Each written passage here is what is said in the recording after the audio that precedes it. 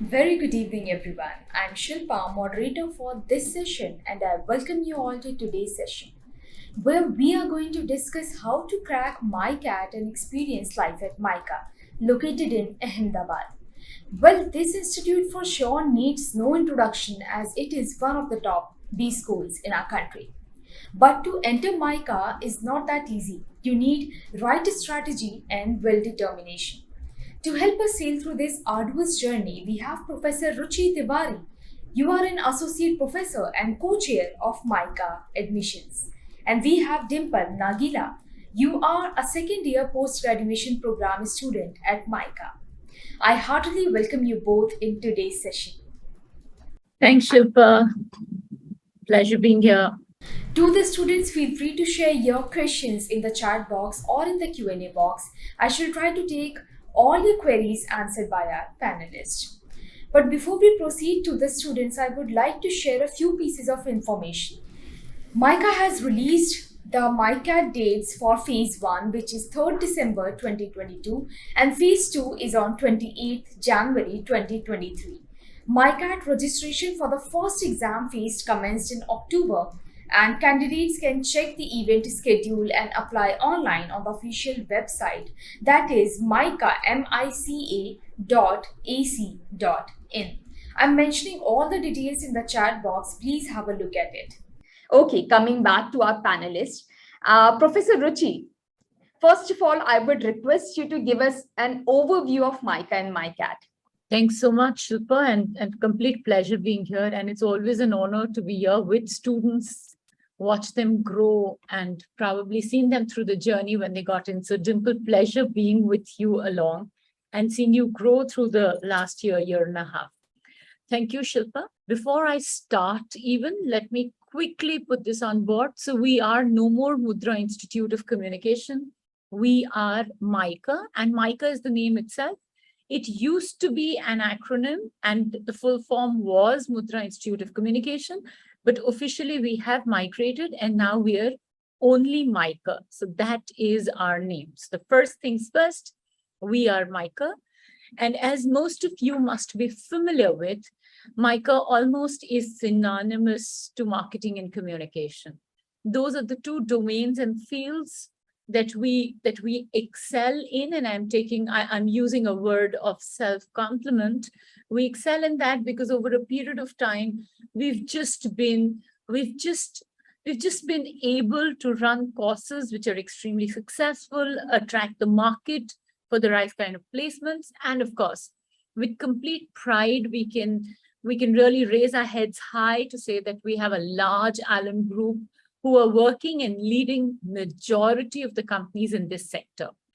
Given that MICA has responded and grown over a period of time, and when we say marketing, we are no more limited to just advertising and public relations. We still take pride and we still do that. So branding remains a popular course, advertising remains a popular course, but what we also have along with that today are immensely cutting-edge technology-backed futuristic courses like marketing analytics, like digital. So the digital area is doing extremely well. And all of these areas yet are footed into marketing. So our communication area, which unlike most other B schools, would probably remain as one of the support functions. We're doing a lot of anthropology, a lot of culture. We're doing immensely industry-friendly courses of storytelling, all of which is support that at MICA, it is about being futuristic, creative, analytical. And let me go ahead and say that we're the ones who are doing complete justice to marketing as a field. We are not only treating it as the cliched marketing. So we are not only doing sales, but we are doing marketing end to end. And it's a matter of immense pleasure that at the same time, each of the MICA student of the last few batches, I can say with complete pride, is equally good with a lot of analytical tools as well. So the batch of students are doing very, very intensive courses in economics and finance, in operations as well. So We are creating truly full candidates, to say the least, so that when they step out, they are not only, but they are also. So each MICAN today is not an only marketing student, but he is also a complete manager while excelling in marketing as a domain. It is a cat which you can completely tame if you work hard. Why am I calling it a cat? Because it can be domesticated, but it is just not as easy as maybe putting a bird in a cage. So we are my cat is my is truly show it truly showcases what MICA stands for. So our testing tool is called MICAT, and it's a battery of tests starting from the psychometric test, which is a look at you from a psychological perspective, from where we move on to looking at your abilities to be a good ideator and communicator. So there is a descriptive section to it. And the third section is what is typically a part of every aptitude test, which has 4 components. The aptitude section. The aptitude section has a divergent and convergent thinking section. It has a section on verbal abilities. It has a section on quant, and it also has a section on general awareness. So in total, there are 3 broad sections, and the third section has 4 subsections. And therefore, I call it a complete exhaustive test. For anybody who believes that they've been to an X book or an X class and they've prepared for CAT and that prepares them for MICAT, the answer is yes, but only partially yes. You've got to do more than that to really do well in MICAT. And as we progress, I'd love to talk in more details about that. But for now, over to you, Shilpa. So Dimple, as we say that the first impression is said to be the lasting impression. What impression MICA had created in your mind that you ended up appearing for this MICAT and successfully cleared it? So MICA was one of the colleges that I really wanted. And when I had applied, MICA stood for creativity. And I think I myself as a person was really attracted to that phase of MICA. You know, MICA as a college stands for diversity. And once you are inside the college, you will get to know what we really mean by diversity. You know, there are these other colleges, IIMs and all, they have these points for being a girl, points for being a non-engineer. MICA does not have that. And, you know, this is a natural traction that we get. You know, naturally, our boys to girls percentage is almost 1-to-1 ratio. It is 50-50.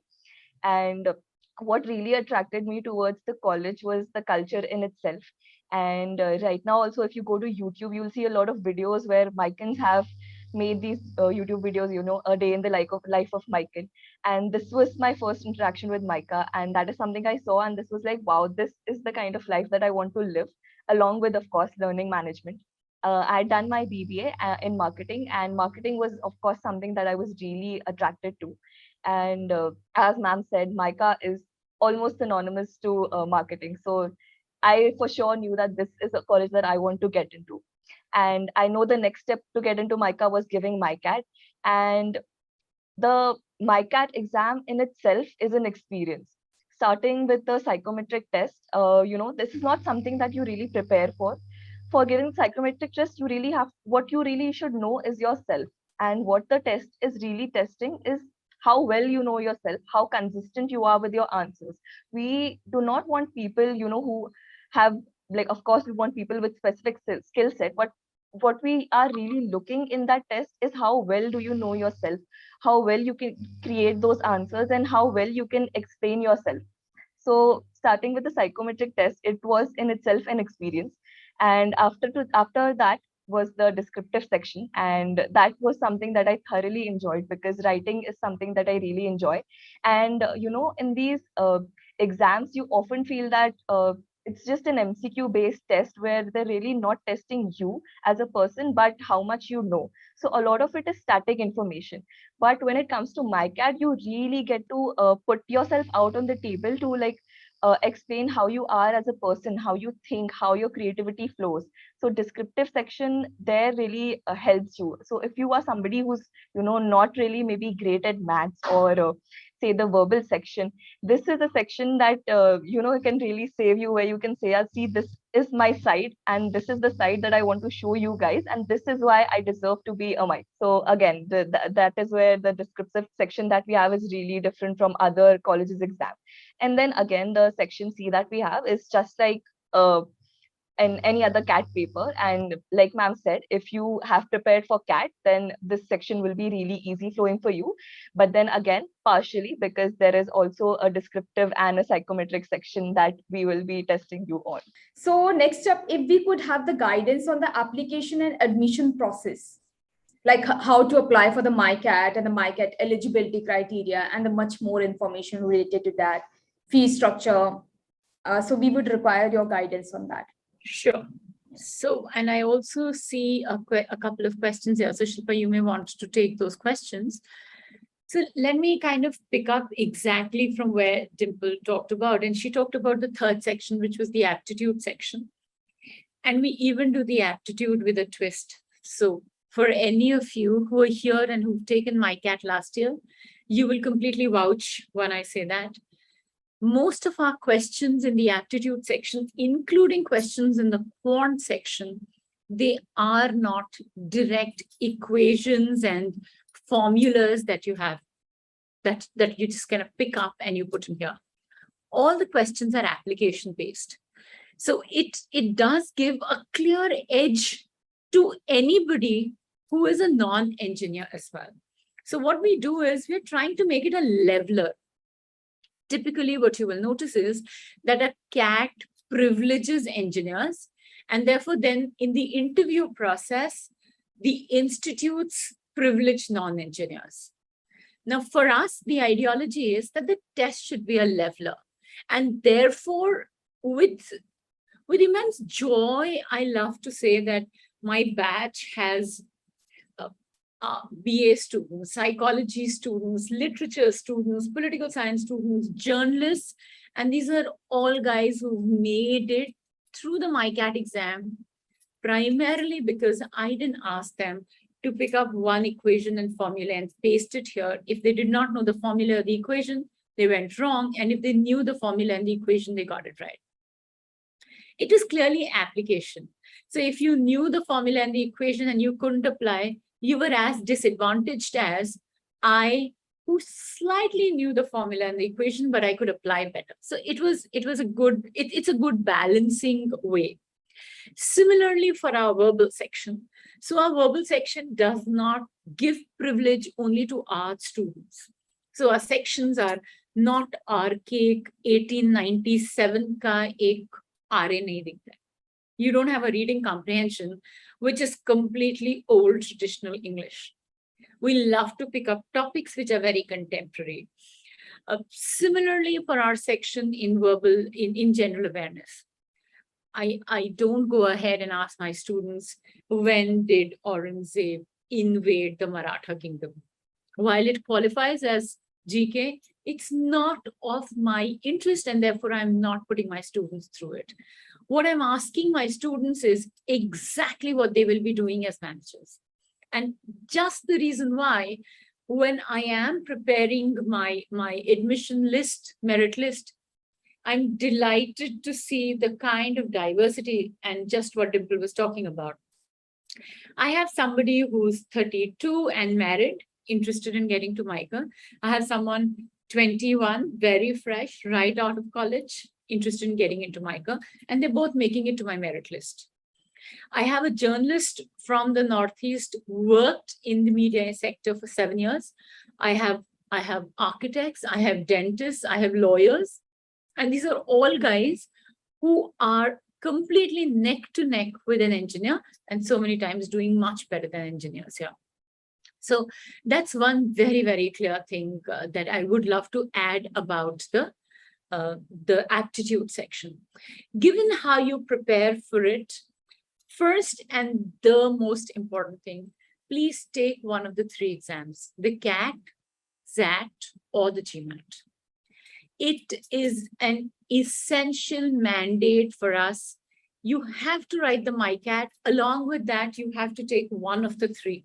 Unless you don't have one of the three, it's not possible for me to process your application for the merit list. So take one of the three, I repeat, either the CAT, ZAT, or the GMAT. Now, how do we look at these three? For us, they're equals.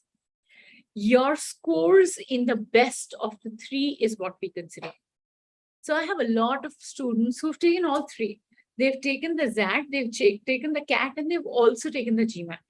Works for their privilege because I consider scores for the best of the three.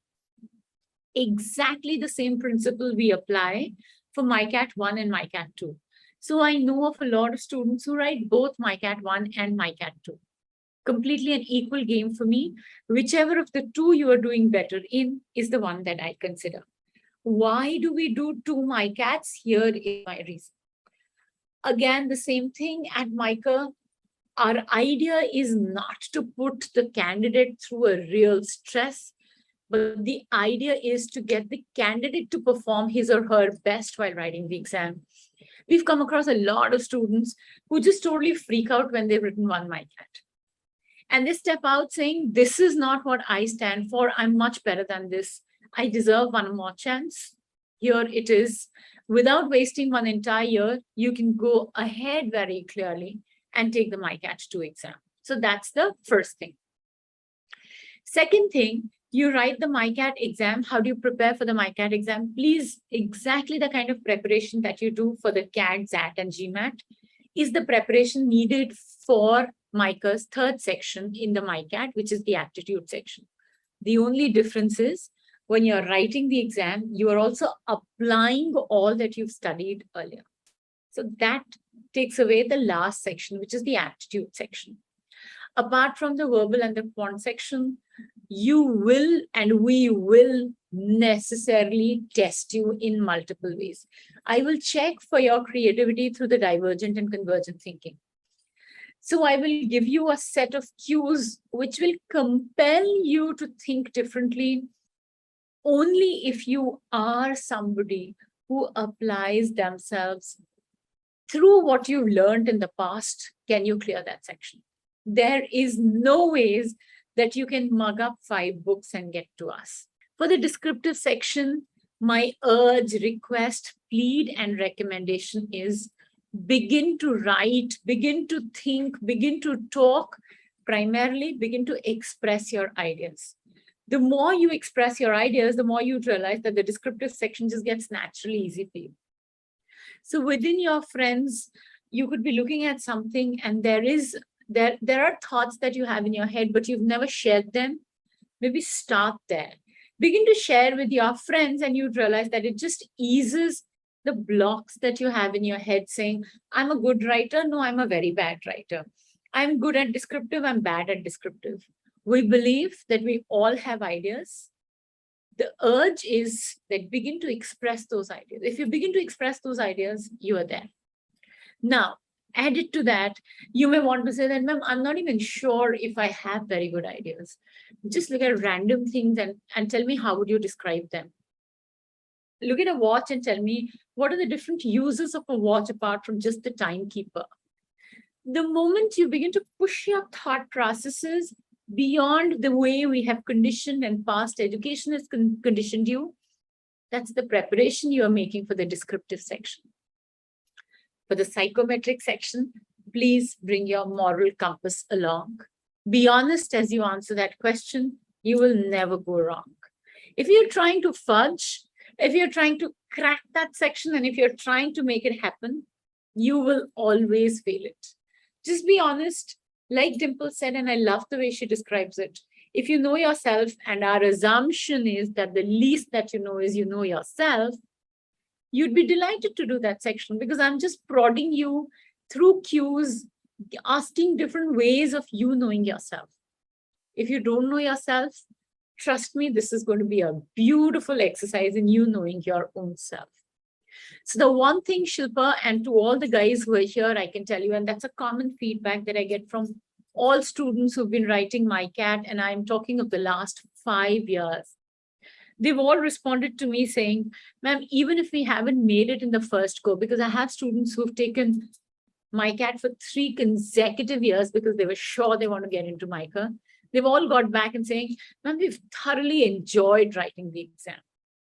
We've gone back, learned more. Even if we failed the exam, we knew more by writing this exam. So that's one thing that is constant there. So, well, we are looking for knowledgeable candidates. We are not looking for learned candidates. Learned candidates is who are robots from most of the books or from classes. They will find it a challenge when they write the exam because there is no direct input and output. Our testing tool has a huge component of application of what you've learned. So we are looking at application of knowledge. We are not looking at information. We are looking at processed information, which is knowledge. So Shilpa, we are looking at knowledgeable students who are intelligent to apply all learnings of the past. Got it. Dimple, I want to ask a simple question. How was your overall experience from application to the admission process? Was it smooth, or did you face any sort of difficulty or anything which you feel could have known before? So in terms of technicality, I think it was pretty smooth. Like everything is mentioned on the website itself, that is mica.ac.in.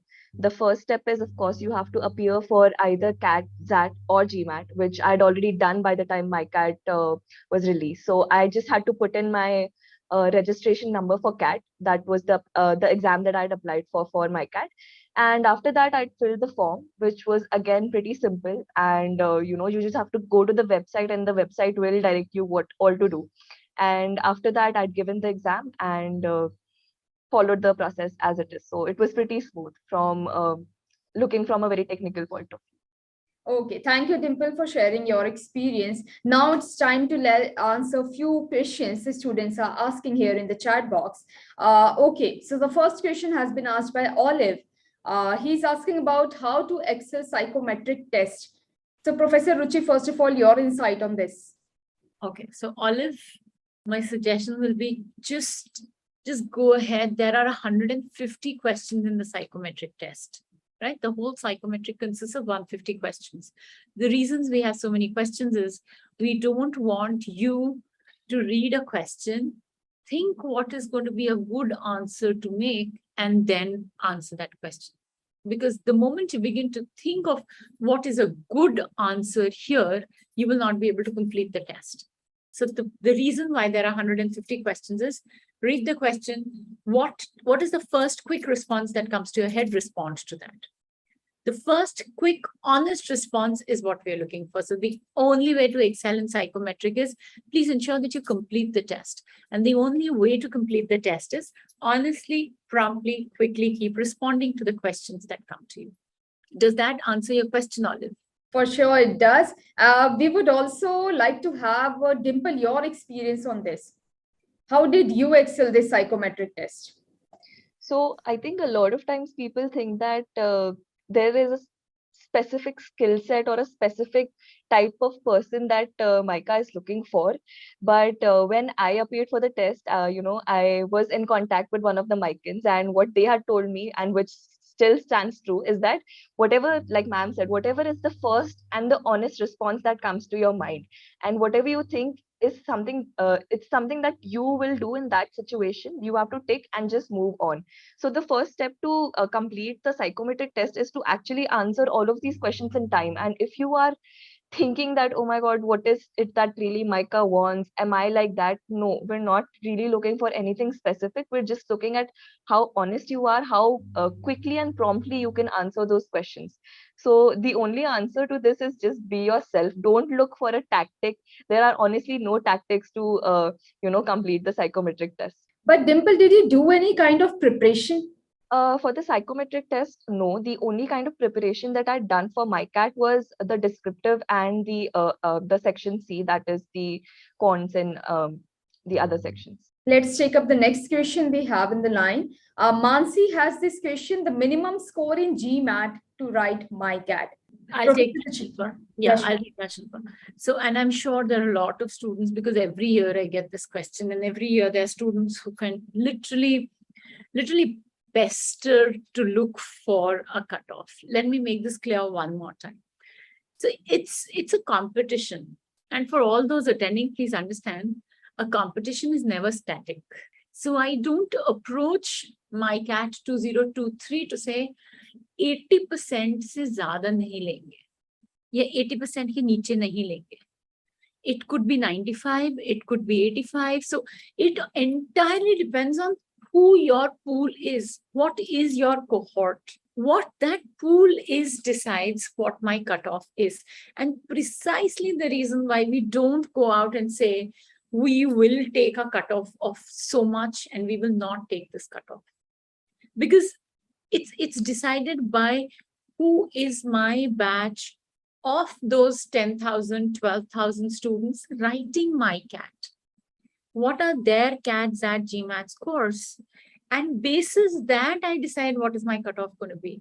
Because please try and understand, what I know for sure is that in my current batch, I have 205 students. And I want the best of those 205.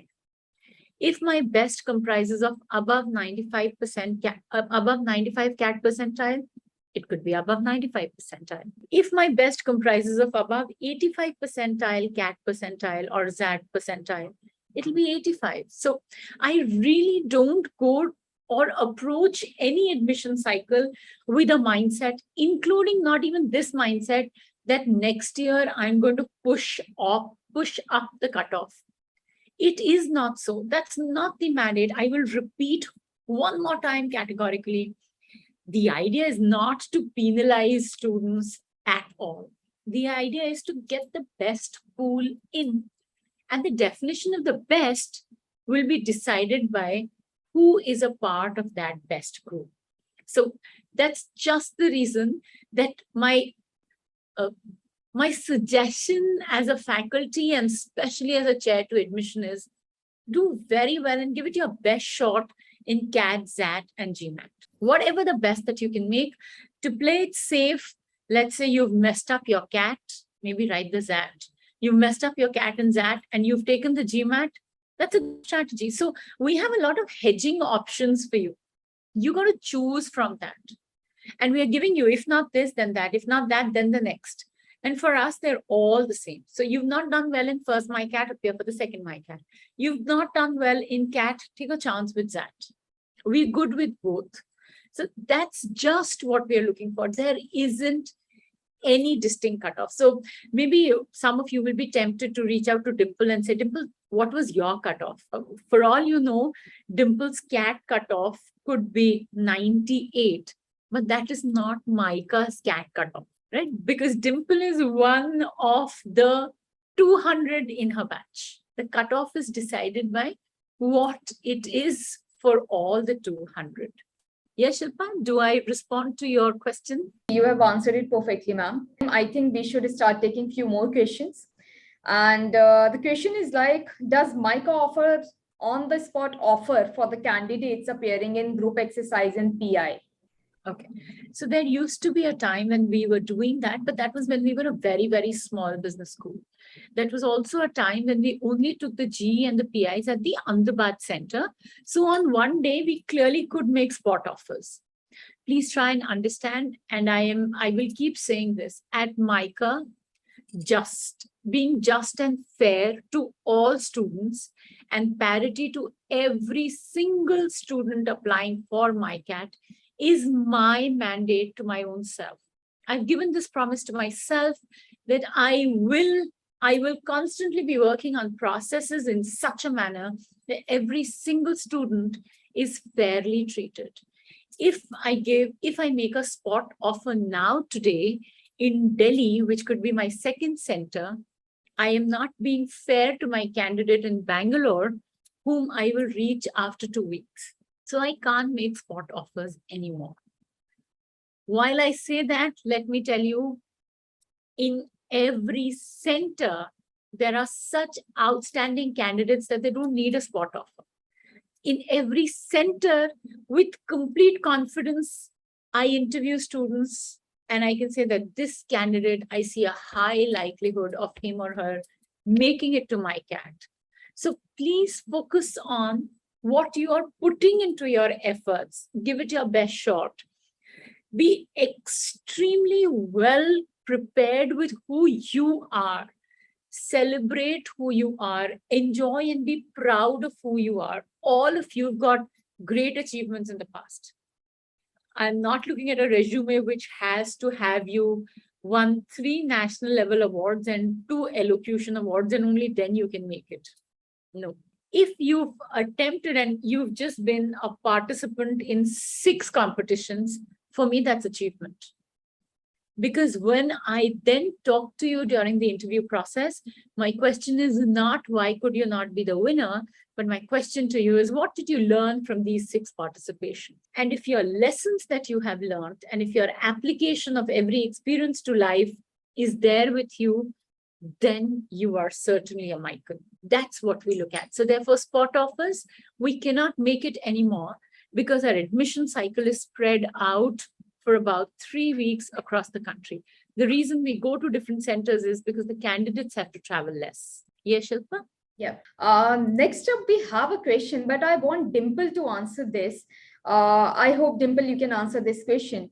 Soumya has this question that what if I couldn't clear any of the exams like CAT, XAT, and GMAT? Can I still opt for MICA? Is it possible? Right. What do you exactly mean by couldn't clear of any of the exams? So personally, I scored 85 percentile in CAT, but again, to get into MICA, every component has a different weightage. So your CAT, XAT, and GMAT has only a 20% of weightage. So even if you messed up that, you can make it up during your MICAT or even your GEPI round. So MICAT exam in itself has a 30% weightage. The group exercise that we have has a 20% weightage. The personal interview that we have has a 30% weightage. So it's not that if it's only that it's like if you mess up one of these components, you still have the remaining 3. So again, there's first of all no specific cutoff for CAT, XAT, or GMAT. I had scored 85 percentile in my CAT, but I did very well in my MICAT because I honestly felt like that was an exam specifically made for me, and I excelled very well in that. So I think I made up for my bad CAT score in my MICAT exam. So I think you can do the same because everything has a specific component, and it's not just one thing that MICA is focusing on. Thank you, Dimple, for answering that. Professor Ruchi, would you like to add on this? No, so probably Dimple put it absolutely well. I don't know what do you mean and what does the candidate mean when she says that she could not clear the exam, because none of these are pass-fail exams. They only give you a percentile. And we all get a percentile. In fact, there are even reports which say that if you don't write anything in the CAT exam, you still get a 55 percentile. So the least that you will get without answering anything in a CAT exam is 55 percentile. So I don't know what does it really mean when you say that you could not clear the exam. Professor Ruchi, I would like to answer you this question. One of the students is asking, what is the brief difference between PGDM and PGDM-C? Okay. Yeah. So these are 2 different programs that we run, but we treat both these programs as equal, except that there is a component which is called the MyImpact, which is mandatory for the PGDM and voluntary for the PGDM-C. So there are just these set of 8 credits, if I'm not mistaken, and maybe Dimple can help me with that. So there's a set of about 8 to 10 credits, which is one course, which is mandatory for PGDM, voluntary for PGDM-C. But majority of the times, the PGDM-C students equally land up taking that course. So it's completely the same. Everything else, teaching is the same, syllabus is the same, hostels are the same, placements are the same, committees are the same, mess is the same, I'm sure food is the same, chota is the same, everything else is the same. So these are 2 programs, just nomenclature is different, everything else remains the same. Okay. Thank you, Professor Ruchi, for answering that. Dimple, maybe you can answer this. How relevant is work experience in field other than marketing, advertising, and PR? Could you repeat that? Yeah, sure. I'll repeat it. So the question is like, how relevant is work experience in the field other than marketing, advertising, and PR? That means candidate hasn't done any job or something like that in the field of marketing, advertising, and PR, but holds a work experience in some other field. So how relevant is that? So, like ma'am said in the starting of this entire thing, that we don't provide any specific marks for you if you are an engineering, if you are from an engineering background, if you are from a PR background. What MICA is really looking for is how well you can explain whatever you've learned in your field. So for me personally, I'm a fresher and I had no work experience at all before coming to MICA. So I got out of college and then directly came to MICA. So it really doesn't matter if you've not worked in the advertising field or even the PR field. What MICA is really looking for is your how well you can come here and justify whatever you've done and justify why you want to do MICA and what are your aims and what you're looking for when you come here. So more than what you've learned before, we are willing to know that what you want to learn going further. So it really doesn't matter what you've done before it, even if it's not in advertising, if it's not in marketing or PR. So it really honestly really doesn't matter. Okay, thank you, Dimple, for answering that. Next up, we have a question from Abhishek. He's asking, what does MICA recommend between MBA and PGDM for better job opportunities and salary packages? So I guess Professor Ruchi, you can answer it well. So we're not a counseling agency at all, and therefore I would want to hold myself from saying anything like that. It's completely a candidate's prerogative. At MICA, we don't offer any counseling for what is the kind of program that the students should do for their real life. All I can say is, and all I can talk about is what we have to offer at MICA. So at MICA, we have a PGP program, which has these two streams, which is PGDM-C and PGDM.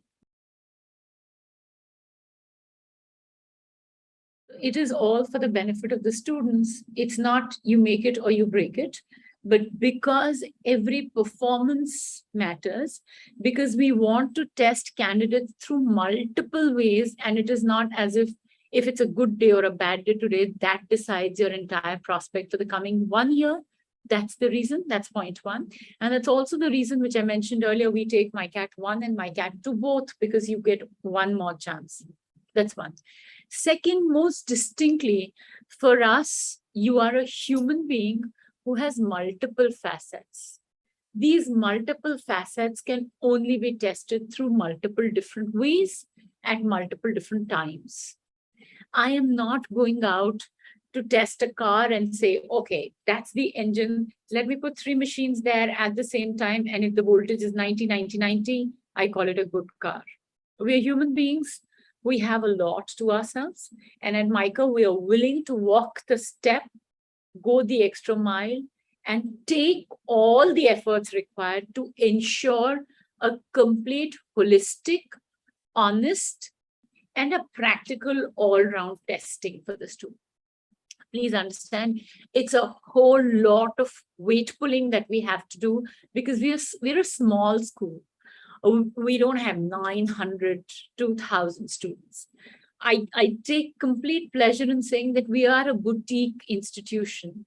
And in this boutique institution, we nurture talent, and therefore we are willing to invest in ourselves and our processes to take the effort to bring in the best talent here. Thank you, Also, Professor Ruchi. Yeah. just to add on to what ma'am said, even though we have like a lot of layers in the process, once you are in it, like once you are inside the group exercise or the PI process, it is a process that you will thoroughly enjoy. And since I was also MBA aspirant, I had given a lot of interviews where some of them lasted for 10 hours, for 10 minutes, some of them lasted for 40 minutes. And personally, my MICA interview lasted for around an hour, but it honestly felt like a conversation more than an interview, where they were getting to know me as a person and not just static knowledge that I have. So even though it's a lot of process, but you will thoroughly enjoy the process. And even if you make it or not, you will ultimately have a takeaway that you take from the entire process. Okay. Thank you so much that you both have answered this question so well. Shilpa, I can see these two questions which says MICA is way different from most B schools. Why does MICA still require a CAT score? And MICA is way different. So let me, if you want, I'm willing to help students. Sure, understand. ma'am, if you want to answer it. Here it is. Please understand that, yeah, and thank you so much for testifying that MICA is very different from most other B schools. But we are also a part of a regulatory framework which the government of India gives to us. The government of India mandate is that any good exam needs to be taken by a minimum X number of people, which is in 1 year about 50,000 people. At MICA, we only have about 10,000 to 12,000 people who apply for MICA, and therefore it's only 10 or 12,000 students who take the MICAT. Because it's a limited number, the government has still not approved MICAT as a nationwide approved testing scale, right? And therefore, which the government has done to the CAT. And therefore, the CAT is a management government approved testing scale.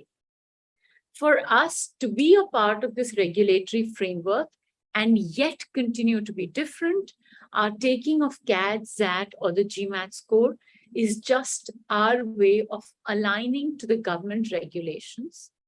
While we align to that, we also want to be doing what we are doing, and therefore the MICAT along with that. Yeah, I hope that clears some smoke around why so much. As Professor Ruchi was saying at the very beginning of the session that the MICAT is an exhaustive paper. So how did you work on your time management skill? As we have several sections and we have 2 hours, 15 minutes of allotted time. How did you manage your time? So the section A, B, C, each section has a particular time. So for section A, that is the psychometric, right. The first thing that I did was answer as many as questions as I can in the time period. For section B, the descriptive section, I really tried to, make stories that are a little open-ended. So even if there's no start, there's no end. So even if I leave the story in the middle, there is still a story there. So that is the approach that I had for the descriptive section. And for the argument, really what I did was, first of all, write all of them down on like a paper, so that when I finally write them down, it took me a while to think about them, but once I had my thought process in mind, I started writing. So really, for the descriptive section, what I did was really go with the flow. And as for the C section, that is the aptitude section, I did it as per any of the strategy that people follow in CAT. So what my strategy was that I first did the questions that I knew, and then went on to maybe doing the ones that I thought that I could solve, and then leaving the ones that I couldn't really, because what I really wanted to focus on was my strong points. So for MICAT, my strong points were the convergent and the divergent thinking. So that is the section, that is the subsection that I did first, and then I went on to verbal and ultimately cons. So I really focused on my strong points first, and then going on to figuring out if I can do the later on paper, and that's how I did it. So we are receiving a set of questions based on GE and PI process. So Dimple, how was your overall experience in an interview? How did you manage questions, question and answer to which even you were not aware? The questions jury were asking you and you were not aware. How did you cover up that question? When I first went on to the interview room, the first thing that they made sure was that I'm feeling really comfortable and relaxed. Like ma'am said, they don't want to create a stressful environment where you cannot be yourself. So the interview started with tell me something about yourself. And as I said things about myself, they started to pick up parts from that and started to dissect it, that if you did something, then why did you do it, and what is it that you are really looking for when you come to MICA. So they really want to know what are your aims and why do you want to do this course, and you have to really justify that. If you want to get into marketing, why do you want to get into marketing? So if, as long as you can justify yourself and what you want to do and what you have done, I think you're really good to go. And again, some things that you can really focus on is that your likes, dislikes, who you are as a person, what kinds of brands do you like, what kinds of content do you consume, and it's really just knowing about yourself, knowing all about your interests, and being able to justify and speak about them. So we also have this paper that is given to us, where we just write a short description about ourselves, short descriptions about our likes and dislikes, and people come up with the weirdest answers. So for my dislikes, I had written Salman Khan, and I had to justify in the interview why I dislike Salman Khan, and I could very well do it. And for my likes, I had written cleanliness as one of the things. And you really wouldn't imagine talking about these things in an interview, in a normal MBA interview, but for me, it was more like a conversation where I could, really go all nerdy on about the things that I like, about the things that I don't like. So preparation strategy would be that, have a general basic knowledge about who you are. Also know a lot, not a lot, not for me personally, not a lot about marketing was asked, but having knowledge about that really does help. So yeah, as long as you know yourself and have a knowledge that might help you in the interview, you're, I think, good to go. As being a co-chair for the admission at MICA. So, no one can guide us better on group exercise and personal interview round. What is expected from a student there? What all types of questions could be asked? I think Dimple, as she mentioned, and I will repeat, and it may sound just too simple to be real, and it may sound too romantic to be real. Then how can you just in an interview have a conversation? There are ways through which, through this conversation, we get to know who you are as an individual. Because at MICA, and I will keep repeating, at MICA, we work with human lives, we work with human hearts, human minds. And so we want to check all that we are looking for, all we're testing for is how close is this heart and mind to the person who's sitting with us in the conversation in the interview. So it's absolutely conversational. Point one. You could just go wrong with, if I ask you what's the date today, and out of stress, you could just go wrong and saying, well, I don't remember the date today. It's perfectly okay, right? So I could offer you a piece of, and most of the students who come to us, let me give you an example. Most of the students who come to us, I am passionate about marketing. Marketing is my passion. Now I'll be like, lovely, marketing is your passion. Here is a cookie, right? Name 3 companies which make cookies. And if you could talk of the brands, any 3 cookie brands, right? And then I will say, what is Parle G? Is it a cookie or a biscuit? What's the difference between the two? I'm not a baker and this is not a bakery school, but I'm trying to check if you've thought about such things, right? And I could go out and say that I have seen most people dip their Parle G into chai and eat. Can you quickly come up with a tagline which can help Parle G sell? It can be any, all of this or none of this. But all I'm trying to demonstrate to you is that it's that light a conversation. We get into the candidate's world for interview. We don't pull the candidate into our world for an interview process. So we go on to say, what is the kind of content you consume? Which is your OTT platform? Why is that your OTT platform? Just trace for me your journey of digital media consumption. What it was 5 years ago and what it is today. And if it is this, can you take a quick hunch to say, how would the media market have changed? And therefore, probably, like Dimple said, you go back smiling. You just get back thinking, it was lovely. There's so much you learned through the process than feeling grilled in the process. If you could just share some information related to the scholarship and the free ship available at MICA. So at MICA, we have a financial assistance, which is provided to students once they get into the institute. So it's our first year students and the second year students. For both, we have financial assistance available. That's decided by faculty members under the leadership of the registrar, to whom we let this out. All financial assistance details are on the website. So my urge will be, please go ahead. That's again a process for the financial assistance. It's not as if you've got X amount of marks, you get X amount of money. There is a complete process that happens, and you will have to apply for financial assistance once you get into the campus. Yeah. That's a perfect reply, ma'am. Dimple, coming to you, we have very less time, but we would love to have your experience at MICA. How's the life at MICA? So I think Dimple's smile says it all, right? right.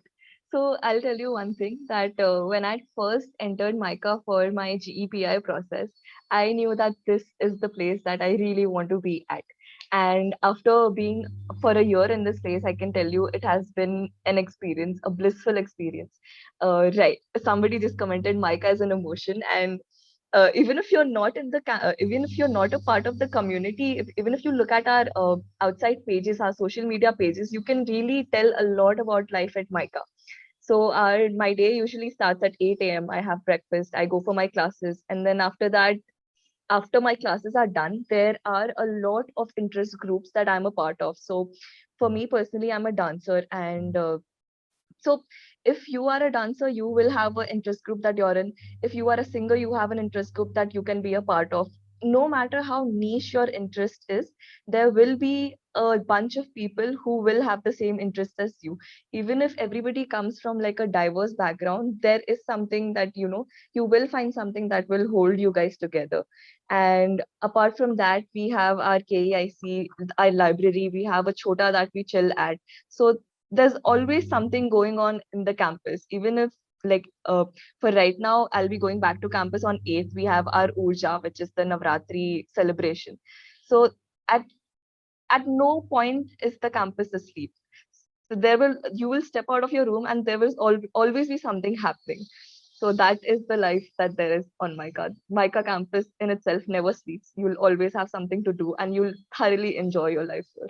Okay, Dimple, I have a follow-up question on that. When we just talk about life, we have several facets to it, like the social life, individual, hostel life, campus life. So how does MICA help you to, as a student, balance it all? So for the first term, you will be a little overwhelmed where you are introduced to a lot of these things all at once.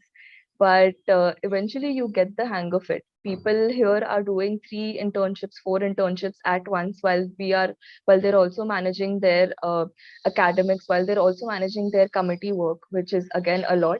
But you'll eventually figure out how to manage all of that. In these 2 years, of course, sleep will be really less, but you will like not regret missing out on your sleep at all. But you will eventually figure out how to manage your academics, your internships, your social life, and the life at MICA. Okay. Dimple, you talked about you have done 3 internships. So did placement still offer you or let you appear for those internships or Okay. something like that? If you could So just discuss about opportunities, internship, or maybe placement, because you are a second year student there. right. So placement cell helps us with the final placements and the summer internships. Apart from that, we do have a specific committee that is MICA Minds. That is a committee that keeps on bringing us opportunities throughout. We also have a very big alum network and we are all connected to them on Slack. They also, keep posting these internship offers that they have. So that is one place. And again, MICA Mind is a official committee that gets us the internship. So that's how I get most of my internships. And there are a lot of adjunct faculties also who are full-time with the industry. And they're the ones who are coming to teach. So it's through multiple Right. Like ma'am said, this entire process is an experience in itself. And I would urge everyone to like go through it and experience it for themselves rather than just listening to us. So all the best for MICAT and yeah, all the best for the journey. Even the post webinar, you can share your questions here and our experts will be able to answer here all your queries. and it's time to wrap up our session for today. So today we understood MICA College and exam overview we had from Professor Ruchi about the application, admission and selection process, and about the exam pattern and preparation strategy for MICAT I and II, about the GE and PI shortlisting criteria and how to appear for the same, scholarship and freeship, and at the last, we discussed about life at MICA and opportunities and placement. And thank you, Professor Ruchi and Dimple, for guiding us so well in all aspects and answering all the queries. Thank you, Professor Ruchi and Dimple, for guiding us so well in all aspects and answering all our queries. And thank you, viewers, for raising such relevant questions. With this, I am Shilpa signing off. Till then, take care and keep checking Shiksha portal for upcoming webinar. Thank you. Don't forget to like, share and subscribe to our YouTube channel.